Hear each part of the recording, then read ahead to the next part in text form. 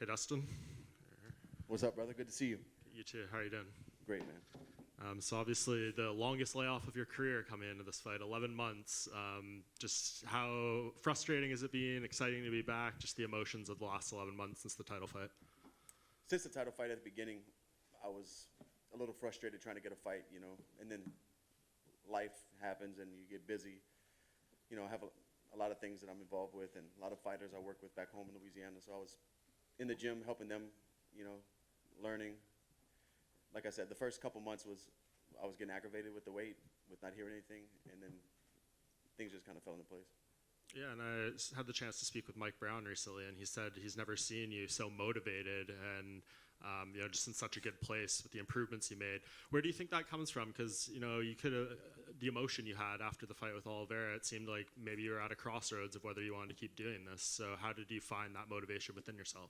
Yeah, immediately after the fight, I was heartbroken. But fighting is what I do. But I'm always motivated. This one, I'm just very focused. Is that something just about the matchup, the opponent, or is this all kind of about you in this moment? It's all about me. Yeah, it has nothing to do with anybody outside of that, any opponent or circumstance or anything. Yeah, you like the fact that you get to kind of show you can bounce back again, though, right, from a tough moment? It seems like you've talked about that a fair bit. For sure, yeah, every time. Bouncing back, righting the ship, all those things are very important. And we had Michael in here earlier, and I've heard him say in some other interviews that he said he thinks you're the best boxer in the UFC, but he also said he thinks that in some ways you're maybe not the most complicated puzzle. What would you kind of say to that and that assessment of your game? It is what it is. I mean, I think I do a lot of things very well. And some big news today, you're the official hot sauce sponsor of the UFC. How long has this been in the works, and what was kind of your reaction to that being dropped during your fight week? We planned to announce it during fight week, but it's been in the works for months. It was a long process with my hot sauce team and the UFC's team, but we got it all done, and I'm happy to announce it. I'm happy to make it official. Yeah, what can that kind of do for the brand and just everything that may come out of that financially, exposure-wise, everything like that? We'll see how much exposure we get from it, but it's great. I think the sauce being launched in my fighting career, a career that I've fought, majority of it in the UFC, having this product that was kind of developed during that time. It's just a cool relationship to have and to be the official sponsor now. And just last thing for me, since the last fight, there has been a title change. We obviously have Makhachev now. When you have, Oliveira as the champ, maybe the road to getting back there isn't as clear, but you being a fresh contender to Islam, does that, give you any extra drive or motivation or maybe a clearer idea of what this fight means in the overall scheme of your career? Nothing's ever clear in this sport, man, especially in the lightweight division. But it definitely opens up doors. There's new opportunities. Different fights make sense now. New opponents, we'll see. But none of that matters until Saturday night. Dustin over here. You've been in the UFC for a long time. You faced so many top contenders. Some fights, it's not personal. Some fights, it seems personal. I could be wrong, but this fight seems like it's on the personal side. If so, why? Every fight is a bit personal to me. We're going to go in there and try to hurt each other. That's every fight. But it's just business. It's just business as always. Does Michael bring anything to the cage that you haven't seen before? Nothing that I haven't seen, but he does a few things very well. He's very athletic, very explosive, covers distance well, throws big power, can wrestle well, and has a lot of high-level experience. Michael talked about he thinks the winner of this fight probably gets a title shot. Well, we had Alex Volkanovski here. He's moving up. What are your thoughts about him in the division? We'll see. We'll see how he fills out and how he stacks up against guys at lightweight. I know he gets heavy or was heavy in his past, but I'm not sure. We'll see when he starts competing. He's a hell of a fighter for sure. Good luck to you.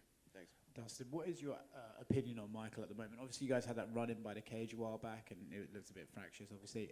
But how do you feel about him now? I know you guys had that sort of split-screen interview with DC. Have you calmed down towards him, or are you still sort of feeling like, he's come into the promotion a little bit ahead of himself? I mean, he's definitely had a great career and beat some really high-level guys. I don't know if he's ahead of himself, but that whole thing was about just him. I thought he was a little fake in some interviews and stuff like that. That's what that whole thing was about. Do you think that's something that could maybe not could get squashed after this fight? Like you have the fight, you win the fight, and then those issues go away, or are they still going to be there and you just have your personal opinion on him? Yeah, I honestly don't know him personally. I just know him from experience of had run-ins with him in small conversations at different events, and then I see interviews he does and asks about me, or things just are different. But we'll see. You know, I'll shake his hand for sure. But I know that fight with Nate Diaz was one you wanted for ages, and they kind of sort of teased you with it, and then it kept sort of disappearing. Now he's left the UFC. Is that going to be a regret that you never did, or did his fight against Tony sort of make you think, you know what, that's a fight I didn't really need? no, I've always wanted to fight Nate. You know, we tried to make it happen a few times. You know, it always fell apart. It sucks that he's gone now, and I won't get that chance to fight him. But it is what it is. Sport moves on. Dustin, back center here. Right here? Yep. This is going to be your first fight in 5 years that wasn't scheduled to be 5 rounds. Have you trained any differently, knowing that you only have 15 minutes max to do this? No, I trained the exact same way as I did for all those 5-round fights.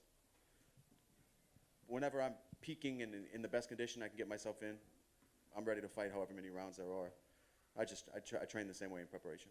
And it being 3 rounds, do you think that benefits you or him more? I think it benefits him for sure. I wanted it to be 5.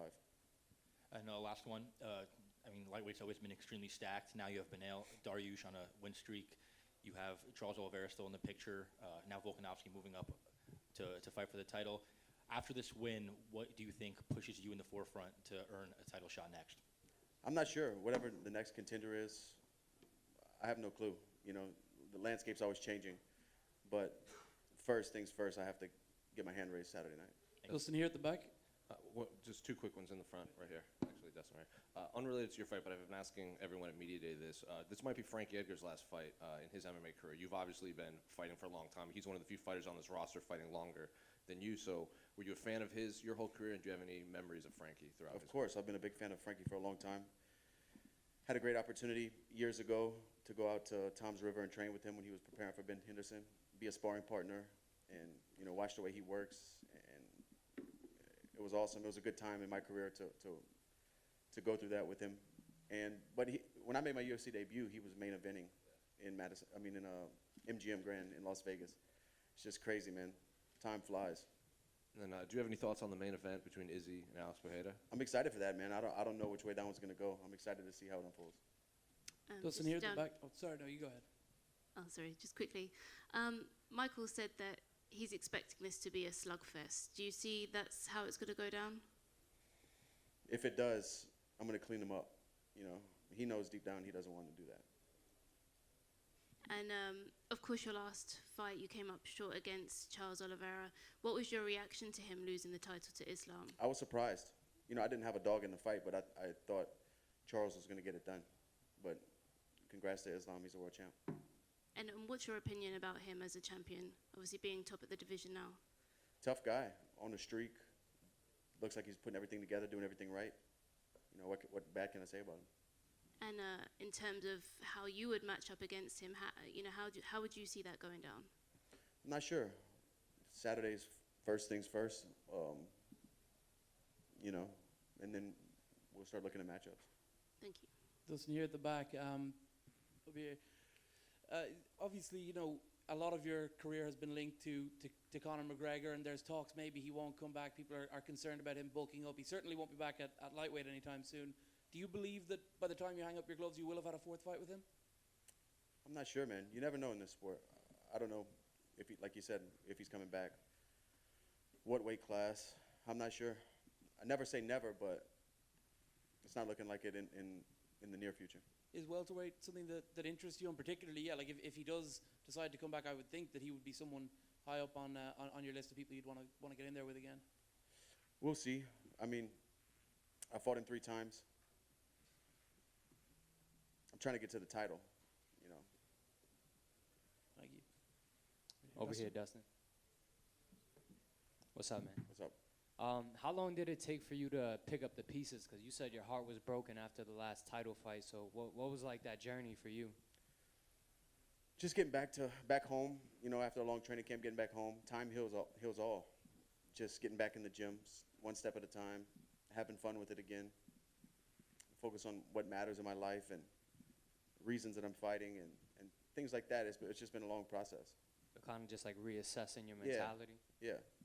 And also, can you tell us if the Good Fight Foundation got anything going on for Thanksgiving? Yeah, thanks for asking. We're doing 500 family meal pickups, so a full meal for families with a tin to put it, like to bake it all in. Hams, bread rolls, greens, a few sides. It's going to be 500 first come, first serve. And we're also doing a women and children's shelter in Lafayette, Louisiana. We're doing presents for all the children there for Christmas morning. So it's kind of a dual goal that we set. Yeah, those kids should wake up and have presents to open. It's great work, man. Thank you. Thank you. Dustin right here. In your career, you've never lost 2 in a row. Coming off a loss and going into this fight, is that something that you think about? It's something that's in the back of my head. You know, I'd love to keep that trend going, obviously, and bounce back and show that I can overcome and improve. And I think even after wins, I've come in and shown new wrinkles in the game and improvements. But this is just another one of those moments where I can show growth and show my dedication to the sport by putting on a good performance. Perfect. And, you know, you've had a lot of big moments in your career, especially over the past couple of years, the wins over McGregor, a lot of big moments. At this point, after all of that, is there anything in the octagon professionally you think that could top that?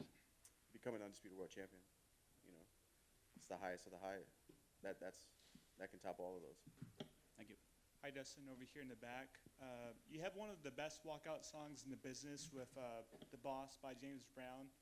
What other songs do you listen to during fight camp? What gets you up in the morning? I listen to a lot of, you know, funky old school stuff, James Brown, Rick James, but I also listen to a lot of hip hop during training camp.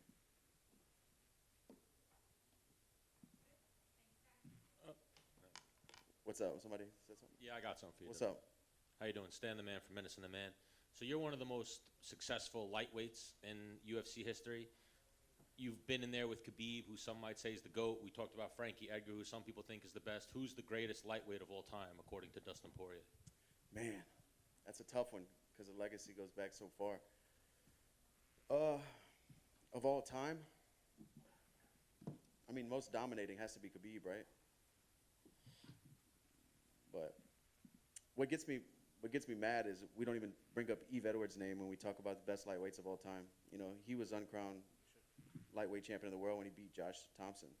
That highlight we see every show opening of him having his back and turning away with that head kick. That was the championship. You know, I think his name should be brought up in these conversations. Oh, for sure. And then, so speaking of Yves, what are the chances? Like, did you game plan? Are you expecting Chandler to take this fight to the ground? Are we going to see some thug jitsu from you on Saturday? From the moment that bell rings, it's thug jitsu all day, every fight. No matter if we kickbox, fight in the parking lot, do jiu-jitsu or wrestle. Every time that bell rings, it's thug jitsu. And Yves is a good buddy of mine. He actually came down to Louisiana before training camp started, and we got some rounds in and stuff. He's out in Texas helping young fighters and still growing the thug jitsu community, man. Yes, I love Yves. I spent the whole UFC Long Island with Yves. Yeah, he's a man. Yes, speaks very highly of you. Thank you. Thank you. Thanks, guys. See you at the top.